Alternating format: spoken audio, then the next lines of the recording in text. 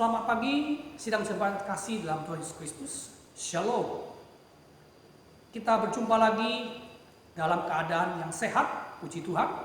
Saya kira percaya kita semua selalu dalam lindungan Tuhan, meskipun di tengah-tengah kita menghadapi krisis pandemi virus corona saat ini. Hari ini kita memperingati satu peristiwa sejarah yang sangat penting bagi iman Kristen, yaitu hari kenaikan Kristus ke surga. Hari kenaikan Kristus ke surga menjadi satu tonggak sejarah yang mendasari seluruh panggilan kita sebagai orang percaya dalam kita menantikan kedatangan Yesus yang kedua. Tema yang akan saya angkat pada pagi hari ini berhubungan dengan kenaikan Kristus ke surga, terambil dari Kisah Rasul pasal pertama ayat ke-6 sampai dengan ayat yang ke-11. Bapak Ibu sedang jemaat, kalau ada Alkitab di rumah, silakan mulai membukanya. Saya akan membacanya, mengucapkannya bagi Bapak Ibu. Ayat ke-6 dikatakan, maka bertanyalah mereka yang berkumpul di situ, Tuhan, maukah Engkau pada masa ini memulihkan kerajaan bagi Israel? Jawabnya ayat ke-7, Engkau tidak perlu mengetahui masa dan waktu yang ditetapkan Bapa sendiri menurut kuasanya. Tetapi kamu akan menerima kuasa kalau Roh Kudus turun ke atas kamu, dan kamu akan menjadi saksiku di Yerusalem dan di seluruh Yudea dan Samaria dan sampai ke ujung bumi. Sesudah ia mengatakan demikian, terangkatlah ia disaksikan oleh mereka dan awan menutupnya dari pandangan mereka. Ketika mereka sedang menatap ke langit waktu ia naik itu, tiba-tiba berdirilah dua orang yang berpakaian putih dekat dengan mereka dan berkata kepada mereka, hai orang-orang Galilea, mengapakah kamu berdiri melihat ke langit? Yesus ini yang terangkat ke surga meninggalkan kamu akan datang kembali dengan cara yang sama seperti kamu melihat dia naik ke surga. Demikian sedikit penggalan kisah daripada kenaikan Kristus ke surga. Tema yang saya beri kepada kita pagi ini adalah pesan penting seputar kenaikan Kristus ke surga. Bapak Ibu sekalian jemaat kasih Tuhan Yesus, ketika ada seorang tua meninggal, maka biasanya dia menitipkan banyak pesan, petua kepada orang-orang yang dia kasih, terutama kepada keluarga dekatnya. Dan biasanya pesan atau petua ini akan dipegang, bahkan dihidupi, dipercayai sampai kepada anak cucu cicitnya. Demikian juga dengan kenaikan Kristus ke surga. Sebelum Yesus naik ke surga, dia memberikan kepada kita beberapa pesan penting yang harusnya menjadi pesan yang kita pegang teguh sebagai orang-orang yang mengaku diri sebagai pengikut Kristus. Yang pertama, kita melihat ayat ke-6 dan ke-7. Khususnya ayat ke-7 katakan, jawabnya, engkau tidak perlu mengetahui masa dan waktu yang ditetapkan Bapa sendiri menurut kuasanya. Jawaban Yesus ini sebagai jawaban atas pertanyaan orang-orang di situ yang bertanya kepada Yesus, maukah engkau pada masa ini memulihkan kerajaan bagi Israel? Bapak Ibu, pertanyaan yang sama juga muncul sekarang ini oleh berbagai macam kalangan Kristen. Kapan sebenarnya Yesus akan datang kembali kedua kali memulihkan kerajaan Israel? Pertanyaan dulu 2000 tahun lalu masih dipertanyakan sampai hari ini. Tapi jawaban Yesus singkat, kita tidak perlu mengetahui masa dan waktu, karena itu adalah haknya Tuhan, karena itu adalah wewenangnya Tuhan. Meskipun ada banyak orang mencoba untuk mencari-cari, mereka-reka tanggal, hari, bulan, tahun, kapan Yesus akan kembali kedua kali, justru hal itu membuktikan bahwa kita tidak mengerti pesan yang daripada Yesus. Banyak orang tersesat, bukan? Contoh kecil, baru-baru ini pendeta Mangapin Sibuya yang mengaku dirinya sebagai Rasul Paulus yang kedua, mengatakan bahwa Yesus tidak akan datang kembali. Yang datang kembali adalah anak manusia. Dengan sendirinya dia menolak kedatangan Yesus yang kedua kali. Tersesat, bukan? Padahal jawaban Yesus singkat, kita tidak perlu mencari tahu kapan dia datang kembali, karena itu adalah haknya Tuhan, wewenangnya Tuhan, Bapak Ibu.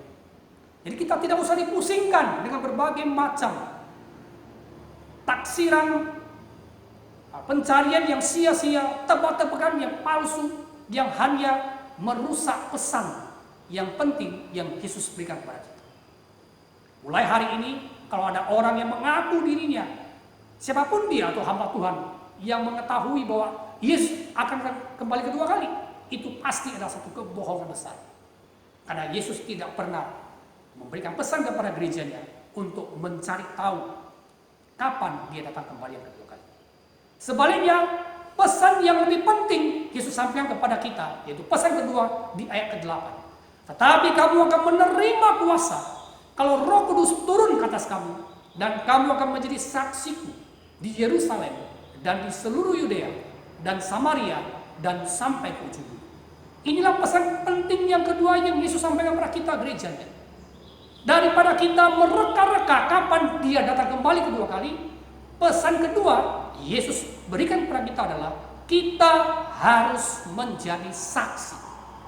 Kita harus menjadi orang-orang percaya pengikutnya yang memberitakan, yang menyaksikan tentang kematian, kebangkitannya, bahkan kedatangannya kembali kedua kali untuk menyelamatkan isi dunia. Sidang jemaat kasih dalam Tuhan Yesus, kata saksi di sini dipakai kata martir.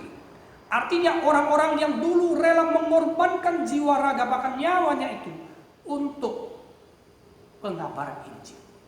Sepanjang sejarah gereja, darah martir itu sudah menjadi benih gereja. Kita sebagai orang Kristen harus punya jiwa militansi yang tinggi seperti ini. Sekarang ini kita resah, kita sedih kalau ada gereja melupakan pesan yang penting dari Yesus ini.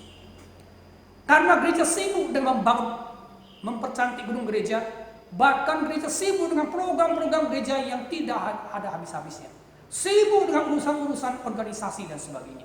Dan lupa akan pesan penting ini, bahwa gereja kita diutus oleh Yesus, dipesankan untuk menjadi saksi. Sampai kapan? Mulai dari Yerusalem, Yudea, Samaria, sampai ke ujung bumi. Sebenarnya kata sampai di ujung bumi ini lebih tepatnya adalah sampai kepada berakhirnya bumi ini, atau berakhirnya kehidupan di bumi ini. Kata ujung adalah eskatos, sebuah kata dari Yunani yang mengatakan pada hari-hari yang terakhir. Nah, berarti gereja harus menjadi saksinya sampai akhir dunia ini.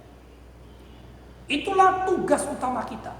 Itulah pesan penting yang Yesus ingin sampaikan kepada kita, agar kita tidak melupakan akan hal ini. Gereja tidak boleh tertidur hanya karena sudah menerima berkat yang banyak dari Tuhan. Gereja tidak boleh menjadi suam-suam kuku. Panasnya tidak, dingin yang tidak. Kita Wahyu diceritakan, gereja yang suam-suam kuku akan dimuntahkan oleh Tuhan.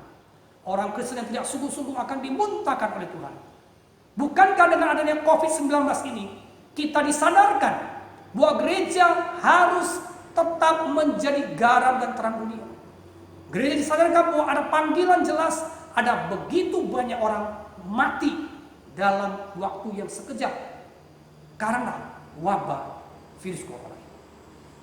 Gereja diingatkan bahwa hidup ini singkat, kematian bisa menjemput kapan saja. Tidak ada orang yang tahu. Gereja harus sadar, tugas panggilannya adalah menjadi saksi, memberitakan kasih Kristus kepada dunia. Bukankah lewat wabah virus corona kita diingatkan bagaimana Yesus telah mengajar kepada kita supaya kita tidak khawatir akan hari esok, supaya kita berjaga-jaga, supaya kita tidak lagi sibuk dengan urusan dunia ini. Saudara, corona mengajar kita banyak hal. Orang sekarang ini lebih penting yaitu pakaian, fashion. Di mana-mana orang penampilan, oke. Padahal Yesus bilang kepada kita, bukankah hidup itu lebih penting daripada pakaian? Kita nggak perlu kita kuat yang kita pakai, tapi orang lupa bahwa hidup ini jauh lebih penting daripada apa yang kita pakai. Tubuh ini lebih penting daripada makanan, apa yang kita makan. Sekarang orang baru sadar dengan adanya wabah corona ini, bahwa tubuh itu penting, kesehatan itu penting, hidup itu lebih penting daripada kuliner, daripada pakaian, model pakaian yang megah, yang wah dan sebagainya. Kita harus kembali kepada pesan Yesus ini. Tugas kita utama adalah bukan mengurus hal-hal yang dunia, bukan mencari hal-hal yang sementara. Pesan Paulus kepada jemaat di Kolose dikatakan, pikirkanlah perkara-perkara yang di atas, bukannya di bumi. Pesan Yesus yang kedua ini, agar kita tetap menjadi saksi, harusnya menjadi perhatian kita semua. Kalau visi misi hidup kita, baik pribadi, keluarga, secara gereja, secara di dalam pekerjaan mungkin, kita harus menyesuaikan visi misi kita dengan pesan Yesus ini, di mana kita menjadi saksi kapanpun, dimanapun, karena itulah yang Yesus kehendaki bagi gereja. Pesan yang ketiga yang bisa kita pelajari dari peristiwa berhubungan dengan kenaikan Kristus ke surga, yaitu satu pesan yang disampaikan oleh malaikat di ayat yang ke-11, dan berkata kepada mereka, hai orang-orang Galilea, mengapa kamu berdiri melihat ke langit? Yesus ini yang terangkat ke surga meninggalkan kamu akan datang kembali dengan cara yang sama seperti kamu melihat dia naik ke surga. Kedatangan Yesus yang kedua akan pasti terjadi, dan itu dengan cara yang sama. Bapak Ibu, ada banyak orang meragukan Yesus datang kedua kali. Ada banyak orang bahkan tidak lagi sabar setia menunggu datang Yesus yang kedua kali. Kenapa? Karena mungkin mereka sudah mulai bosan. Memang masalah menunggu itu pekerjaan yang sangat membosankan, berat. Orang-orang gak mau menunggu lama. Saya kadang-kadang kalau menunggu orang ke pasar, keluarga ke pasar, belanja ke pasar, aduh nunggunya setengah mati. Lama, betul ya? Nah, apalagi menantikan kedatangan Tuhan kedua kali. Banyak orang menjadi bosan. Bapak Ibu, saya mau katakan kepada Anda bahwa kedatangan Yesus kedua kali akan dengan cara yang sama, itu pasti terjadi. Malaikat sudah berbicara kepada orang-orang pada masa itu. Bapak Ibu sekalian, terima kasih nama Tuhan Yesus. Kalau dengan demikian, kita harus mengimani itu. Kalau dia akan datang yang kedua kali. Kedatangan Yesus yang kedua kali juga berkaitan dengan kenaikannya, bahwa dia sudah naik ke surga. Maka kenaikannya ke surga berkaitan juga dengan kematiannya. Dia mati, dia bangkit, kemudian dia naik, dan kemudian akan datang kembali. Ini semua satu paket yang tidak terpisahkan dari kehidupan Kristus, yang harus kita imani, kita percayai, dan kita peringati setiap tahun, bahkan setiap hari dalam kehidupan kita. Coba bayangkan Bapak Ibu, ada begitu banyak orang meragukan kebangkitan Yesus. Kalau nggak ada kebangkitan, mana ada kenaikan? Kalau tidak ada kenaikan, ya tidak ada Yesus yang kedua kali. Saya mau berkata pada Anda, kalau Yesus tidak bangkit, maka kuburannya pun nggak bisa ketemu, akan ada. Bedanya kuburannya pada masa di Indonesia beda kuburan yang ada di Yahudi atau di tempat Israel sana. Kalau di Indonesia sudah kubur 3 hari, nggak mungkin bangkit lagi, sudah ketanam sama tanah. Tapi puji Tuhan, kuburan di daerah Israel itu adalah kuburan yang memang terbuat dari batu. Untuk menyorong, menutup pintu goa itu adalah dibutuh 2-3 orang yang mensorong batu itu. Dan ketika pada hari ketika Yesus bangkit, dan dia naik ke surga setelah 40 hari. Ini adalah peristiwa tercatat dengan jelas dalam sejarah di Alkitab. Maka kita nggak perlu ragu, kita nggak perlu khawatir. Yang penting yang kita lakukan adalah kita harus menjadi saksi yang hidup, menunggu dia datang kedua kali. Saya punya satu cerita yang menolong kita mengerti makna kesetiaan kasih dalam menunggu seseorang. Bapak Ibu, cerita Tuhan Yesus, ada sebuah cerita nyata atau kisah nyata terjadi di Jepang pada awal abad 20, di mana seekor anjing namanya Hachiko. Anjing ini adalah milik seorang profesor yang setiap hari mengajar dari kota Shibuya ke Tokyo. Nah, kota Shibuya dan Tokyo itu berdekatan. Naik kereta api dan sorenya dia pulang sama profesor ini. Anjing yang namanya Hachiko ini diberi nama demikian. Setiap sore menunggu si profesor pulang dengan setia di stasiun kereta di Shibuya. Apa yang terjadi Bapak Ibu? Kasih dalam Tuhan Yesus. Jemaat sekalian kasih. Ketika suatu saat profesornya sakit, kena stroke, dan dia meninggal. Lalu tidak pernah pulang-pulang lagi. Anjing ini tetap setia menunggu si profesor. Sampai 9 tahun kemudian. Orang-orang di sekitar situ begitu terpesona dengan kesetiaan si anjing ini. Meskipun tuannya sudah meninggal, dia tetap setia menanti. Akhirnya anjing ini menjadi ikon. Patungnya dibuat di stasiun Shibuya di Tokyo. Kalau Bapak Ibu punya kesempatan ke Tokyo, bisa melihat patung anjing itu. Dan itu bukti kesetiaannya kepada tuannya. Demikian juga dengan kita. Ya. Kita menantikan kedatangan Yesus kedua kali, kita harusnya penuh dengan kesetiaan. Tentunya bukan dengan berpangku tangan, kita menjadi saksinya yang hidup. Kita memberitakan kabar baik itu kepada banyak orang. Dan itulah yang Yesus kehendaki pada kita. Bukan sibuk mencari-cari kapan dia datang kedua kali, menghitung kapan dia datang, tidak. Tapi kita sibuk di dalam pekerjaan Tuhan, melayani pekerjaannya, menjadi saksinya yang hidup.